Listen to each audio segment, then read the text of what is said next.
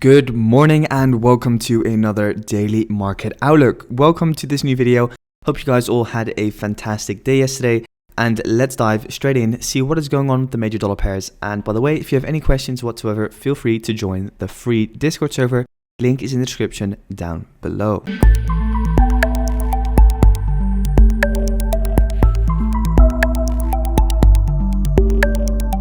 Starting off with the dollar index. Looking at the dollar index, we can see that pretty much what I explained yesterday came out. So what we can see is that the more times we tapped in towards this area of supply. So first of all, we had that first tap, second tap, third tap, minor pullback before a break of the overall zone, pretty much exactly as expected. So currently we're stalling in the next area of supply, this buy before the sell, which is currently acting as our area of resistance. So keeping an eye on that zone, it could cause a further push back in towards the downside, just keeping that in mind.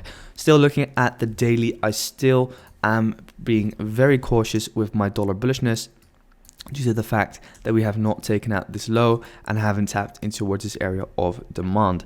Yesterday I made a mistake, by the way. I said risk on, but it's risk off. So we are expecting probably a strong yen, a strong Swiss franc, and a strong gold, and of course a strong dollar. So hence why I made that mistake yesterday. I just want to clarify that it was just a little mistake. But just keeping in mind that yesterday, for instance, once we saw the news come out on that Russia is looking to look for a diplomatic solution to the current situation in Ukraine, we straight away saw on, for instance, the yen pairs, the dollar pairs, that there was a massive reversal. So just keep in mind that the news can change the entire bias of the market within like a second. So yeah, with that said, just remember dollar index is still bullish, but I am still kind of looking for the dollar to take out that low before really seeing a massive upside reversal or continuation, of course. So with that said, let's over to our first pair, which is Aussie dollar and Aussie dollar. So Aussie dollar is still, of course, inside of that bearish trend. Looking at the 4 hour at the moment, we can pretty much see that the 4 hour is in this bearish order flow. So what I'm currently looking for on Aussie dollar is a pullback back up in towards here. Pretty much we have a liquidity high located over here. We can see that the market tries to take out this high and then wanted to dump. However, we already dumped prematurely. So what I'm still looking for is a takeout of that high, one more push up in towards supply, and then I'll be looking for potential shorts back down in towards the downside. I am going to classify this over here as a break of structure, just for you guys to remember. So this over here for me is going to be a break of structure. So this is then your pullback, break of the high, push down, pullback, push down. And now we're waiting for that pullback in towards the highs, taking out liquidity, and then for that further dump back down in towards the downside. That is going to be in line with the daily structure, of course, which is still bearish. As we can see, we never saw close below this low over here. So what does that mean? It means that we are still in that bearish trend. This was just a liquidity grab, which fueled the move back up. However, the overall trend is still bearish, and this all is just a pullback on this entire impulse in towards the downside. So yeah, just reminding you guys of that. So that said, let's over to euro dollar and euro dollar. So euro dollar is currently, and as we can see on the daily, beautifully bearish and reacted beautifully to this extreme area of supply. Quickly looking at the 4 hour, what is now going on? Well, we're currently located in this sell before the buy, right? So that is currently what is causing price to push back up.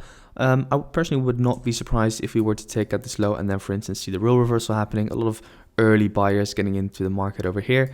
So we could still see one more liquidity sweep of this low over here before seeing that reversal back up in towards this area of supply. Just keep that in mind when looking at this chart.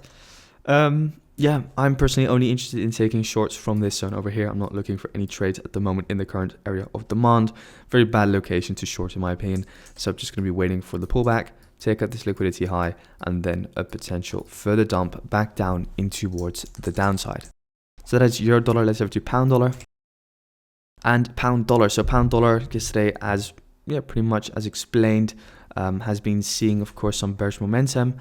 Still looking for a potential pullback before further shorts back down in towards the downside, taking out this swing low of the 4-hour bearish structure. Keeping in mind, daily is currently still bearish. Going back towards the 4-hour real quick, we are consolidating. Just keep that in mind. Pound dollar is very messy at the moment. Not a lot going on due to the financial situation in the world, political situations in the world. So that just makes trading so much more harder at this current time and moment. Just keep in mind that we have to be a little bit on the safe side, but I'm still interested in looking for those potential shorts once we see a pullback in towards the higher region of this overall area of consolidation. So yep, that is pound dollar. Let's over to our next pair, which is Kiwi dollar. And Kiwi dollar. So Kiwi dollar is pretty much internally also bearish. So look, what we have over here is of course the impulse up, the pullback, impulse up, then a minor pullback like on Aussie dollar, push up, boom, boom, boom. So what I'm currently waiting for is essentially a pullback in towards this highest area of extreme supply. What I would say personally is, let's say this is your pullback. So over here, or let me change it to this. So push up, then a pullback, then one more push up, pullback, push down, and now we're waiting for a pullback in towards this area of supply before looking for a further dump on Kiwi dollar. Just keep it in mind when looking at this chart. So if we do see that pullback, that would be beautiful. Currently, we're just reacting to this overall buy before the sell range. As we can see, that is currently what is acting as your area of resistance. But for now, I just really want to see a further pullback back up into what's this highest candle of supply before looking for potential more downside. Daily is looking good for further downside as well. Inside this bearish swing leg, we touched the EQ of the range beautifully.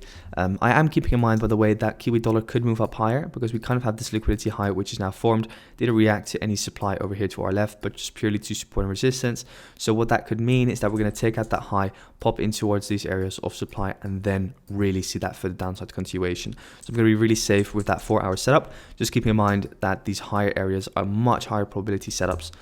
So yeah, I'm not really likely, I'm not really likely going to be trading this 4-hour zone, only if we see like a picture perfect setup on the lower time frame. At least I'm not going to be swinging from it.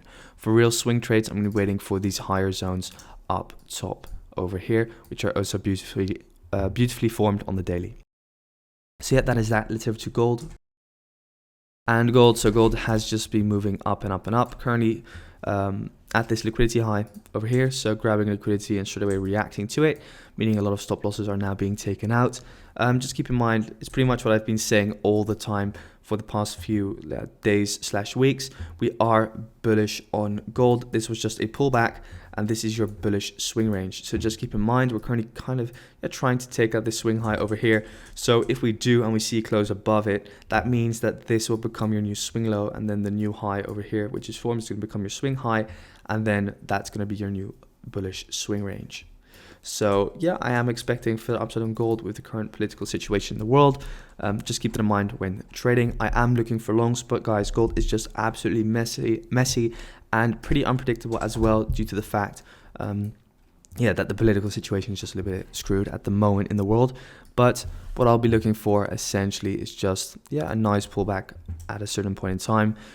Current 4-hour swing range is going to be the same as the daily swing range if the daily closes above that level of 1877.16. So that means that if we were then, for instance, to point out our premium versus discount tool, and let's say this is your premium versus discount, it's still pretty far way back downwards to that 50% mark, that discount area from where you want to be buying.